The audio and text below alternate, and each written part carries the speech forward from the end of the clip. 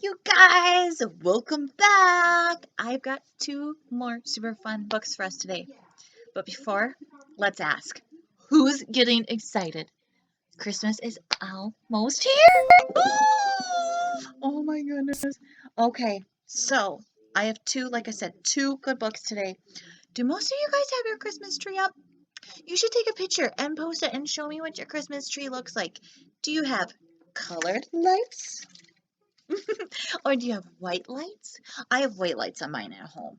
Um, but if you drive by the library, we got colored lights on outside.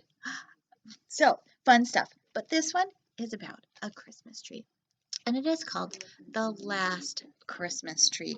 And it is by Stephen Krensky and illustrated by Pascal Champion.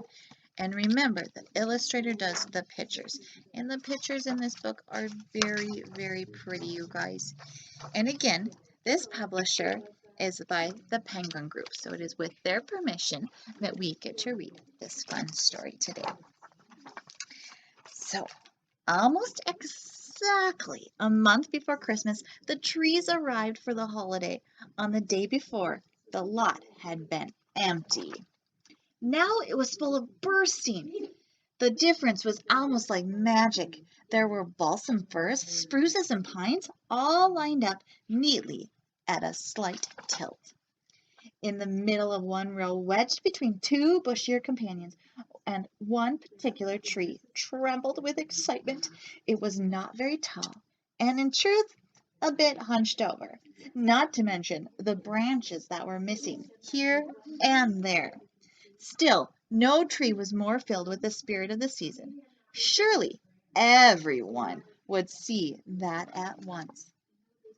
The little tree could hardly wait to get picked. What a moment that would be!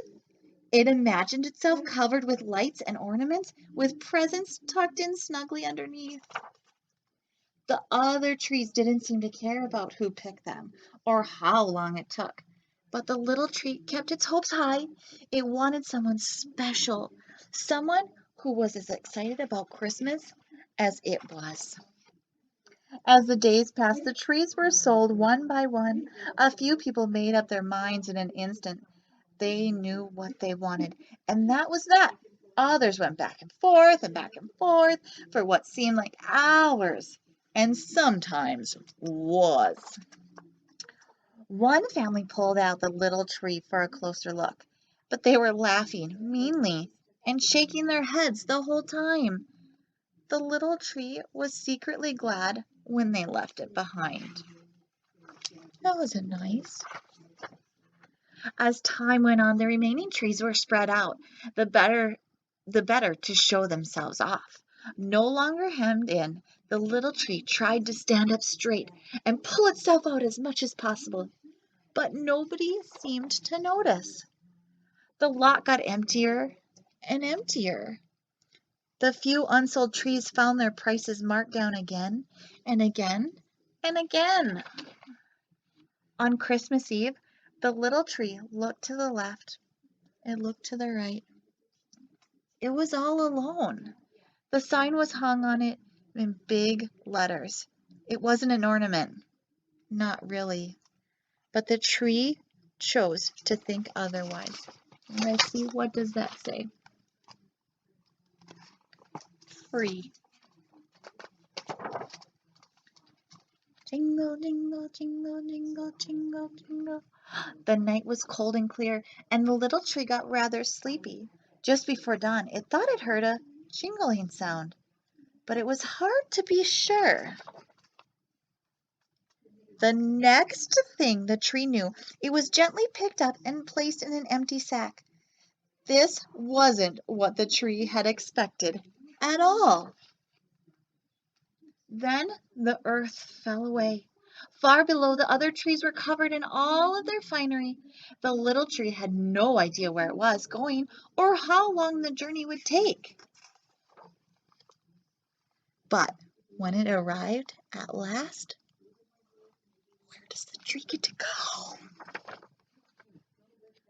The little Christmas tree was finally home.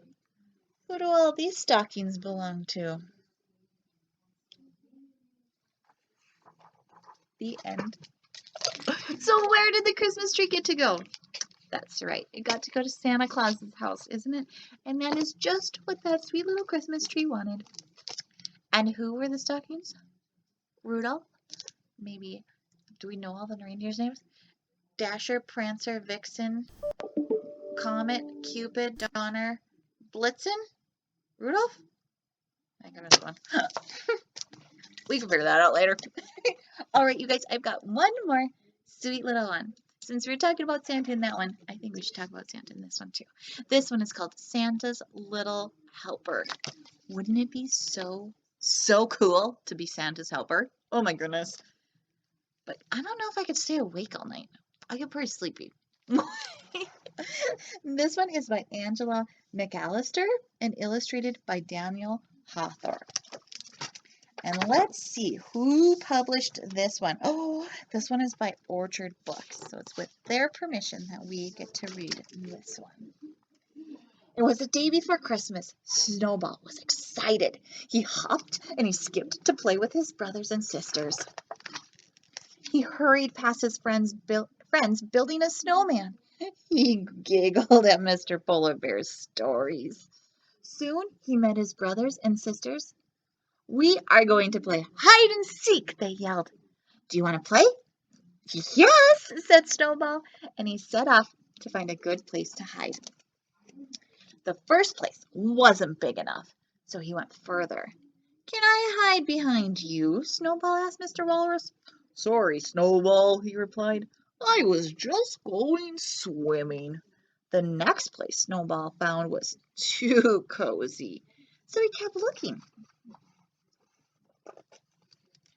Snowball was so excited.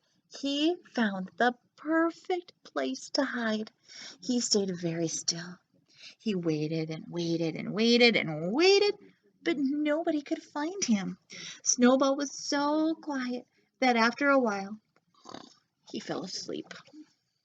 Snowball didn't hear the footsteps crunching through the snow. "Ho, ho, ho!" a voice chuckled. "I nearly left this behind." Santa picked up the sleeping bunny and placed him in his sack of presents. Snowball woke to the sound of jingle bells and a deep voice humming a merry tune. Snowball peeped out. The starry sky spun around him. The wind whistled through his whiskers. "I must be dreaming," he gasped. Then the sleigh landed with a bump, and Snowball tumbled out into the snow. "Hello there, little one," chuckled Santa Claus. He picked Snowball up. "What a surprise! I thought you were one of the toys." "Would you be my little helper?" he asked. Snowball nodded happily. There were stockings to fill. There was so much to be done. There was lots of presents to carry. At last, all of the sacks were empty. "Merry Christmas, Snowball," said Santa Claus. "I could never have done it all this without you." Then he gave Snowball a special Christmas present. "Now, we better get you home," he smiled. Santa tucked Snowball under a warm, cozy blanket, and he fell asleep. The reindeer galloped through the night sky. Snowball didn't even wake up when Santa Claus carried him back to his burrow. The next morning his brothers and sisters found him at last. "Where did you hide?" they asked. "We looked everywhere." "I was so still and so quiet, I fell asleep," said Snowball with a yawn.